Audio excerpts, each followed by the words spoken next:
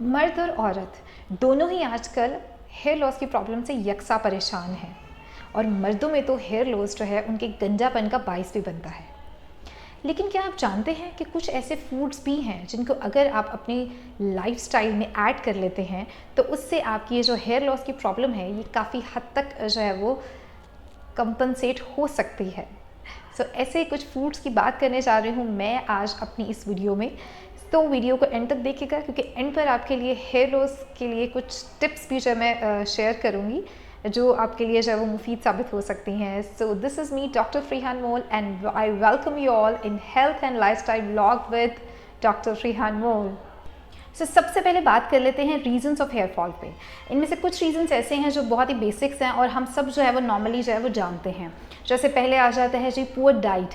अगर जो है हम अपनी डाइट को जो है वो अच्छा नहीं लेते हैं, उसमें हम प्रोटीन्स वगैरह नहीं लेते हैं, तो क्या हो जाता है कि हमारे बाल जो है वो झड़ने लग जाते हैं, मतलब वीक हो जाते हैं और इसके अलावा उनकी ग्रोथ भी नहीं हो पा रही होती। इसके अलावा स्ट्रेस भी जो है वो एक बहुत इंपॉर्टेंट रीज़न होता है आपके बाल के झड़ने का। स्ट्रेस की वजह से भी जो है वो आपके बाल झड़ने लग जाते हैं, इसलिए स्ट्रेस भी जो है वो कम लिया कीजिए। और प्रोलॉन्ग इलनेस, अगर कोई भी बीमारी जो आपकी बहुत लंबा अरसा रहती है, जैसे कोविड के बाद जो है वो बहुत सारे लोगों के जो है वो बाल हेयर फॉल जो है वो बहुत ज़्यादा हुआ था। टाइफाइड के बाद आपको पता है कितने इतने बाल उतरते हैं, या कोई भी ऐसी बीमारी या कोई भी ऐसा बुखार जो बहुत लंबे अरसे तक आपको रहता है, तो उसकी वजह से जो आपका हेयर फॉल जो है वो बहुत ज़्यादा हो जाता है। एंड इसके अलावा last but not least thyroid issues जो हैं उनकी वजह से भी जो है वो हेयर फॉल होता है। लेकिन इन सब के अलावा एक बहुत इंपॉर्टेंट रीज़न है जो हम बहुत सारे लोग जो है वो नहीं जानते हैं, इसको रीज़न कंसीडर नहीं करते हैं। जैसे दैट इज़ द DHT, जिसको हम कहते हैं डाईहाइड्रोटेस्टोस्टेरोन। ये जो है ये मेल हार्मोन की एक्टिव फॉर्म है। अब आप कहेंगे कि मेल हार्मोन है तो ये तो सिर्फ मर्दों में होगा और फिर मर्दों में ही हेयर फॉल की रीज़न होगी। नहीं, बल्कि 50% आपको पता है मर्दों और औरतों में हेयर फॉल की रीज़न जो है, रिसर्चेज ये कहती हैं कि 50% मर्दों में और औरतों में हेयर फॉल की रीज़न जो है वो बेसिकली जो DHT होता है, डैट इज़ डाईहाइड्रोटेस्टोस्टेरोन। ये मर्दों में तो पाया जाता है लेकिन फीमेल्स में भी इसकी कुछ परसेंटेज है वो मौजूद होती है। इसीलिए आपने देखा होगा कि मर्दों के बरक्स जो है वह फीमेल्स में बॉल्डनेस नहीं होती है, उनके बाल बहुत ज़्यादा झड़ जाते हैं, लेकिन गंजापन जो है वो सिर्फ मर्दों में पाया जाता है क्योंकि ये हार्मोन जो है वो मर्दों में होता है और फीमेल्स में इसकी कुछ अमाउंट होती है जिसकी वजह से वो हेयर लॉस जो है वो फेस करती हैं। ये हार्मोन क्या करता है कि ये हमारे जो हेयर फॉलिकल्स होते हैं उसमें जाकर डिपॉजिट हो जाता है। जस्ट लाइक अगर मैं आपको समझाऊं कि ये एक जो है वो हेयर फॉलिकल है तो इसकी जो रूट्स होती हैं वहाँ पे जो है ये डिपॉजिट होता जाता है, जस्ट लाइक दिस टेप। इसमें डिपॉजिट होता जाएगा और आपके बालों को जो है वहाँ पे वीक करने लग जाता है। और आपने देखा होगा कि जब आपका हेयर फॉल होता है, हेयर लॉस होते हैं, तो बाल गिरने से पहले जो है वो बाल पतले हो जाते हैं, मोटे नहीं रहते, पतले हो जाते हैं। तो आपके बालों को वीक कर देता है, थिन कर देता है, पतला कर देता है और एट द एंड आपका फॉलिकल जो है वो रूट से अलग हो जाता है और आपका जो है वो हेयर जो लॉस हो जाता है और जो फॉलिकल टूट जाता है एक दफ़ा, वहाँ पे दोबारा से हेयर ग्रोथ नहीं होती, फिर एक नया फॉलिकल बनता है और वहाँ पे जो है ग्रोथ होती है। So these are the reasons.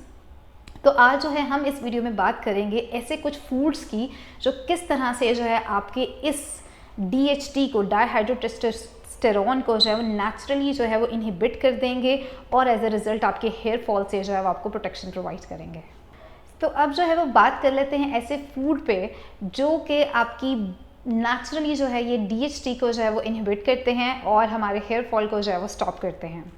तो बेसिकली ऐसे 3 इंग्रेडिएंट्स होते हैं जो naturally as a DHT blockers के तौर पर जो है वो काम करते हैं।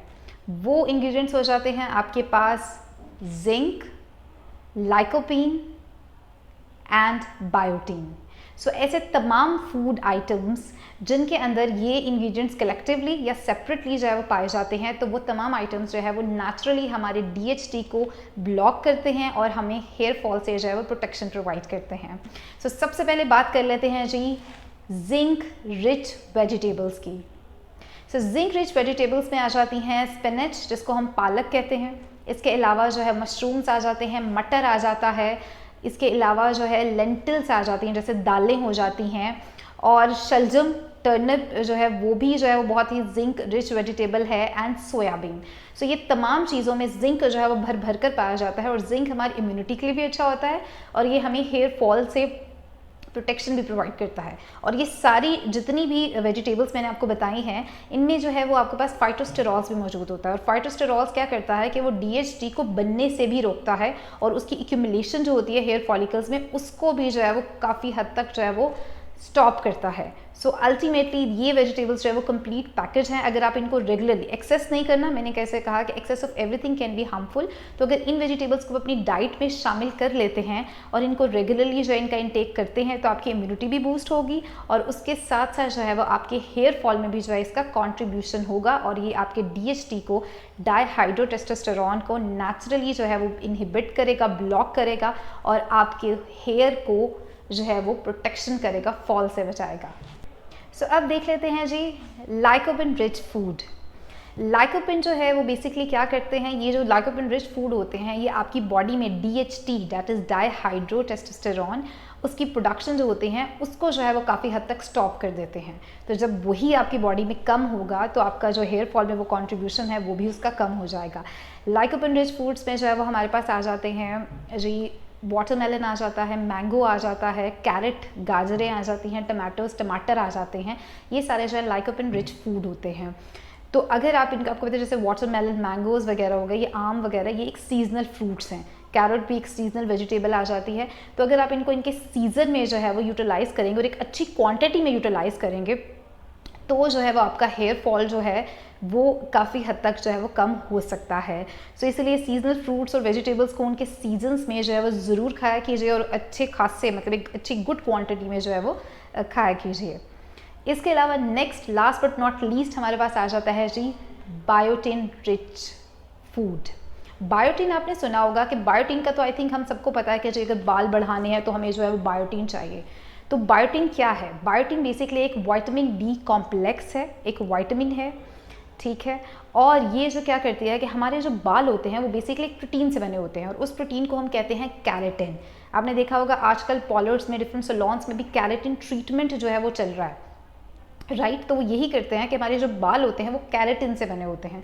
तो जो बायोटिन होता है वो आपकी कैरेटिन सिंथेसिस में जो है वो हेल्पफुल होती है। वो आपकी बॉडी में, आपके बालों में वो कैरेटिन बनाती है जिससे आपके बाल बनते हैं।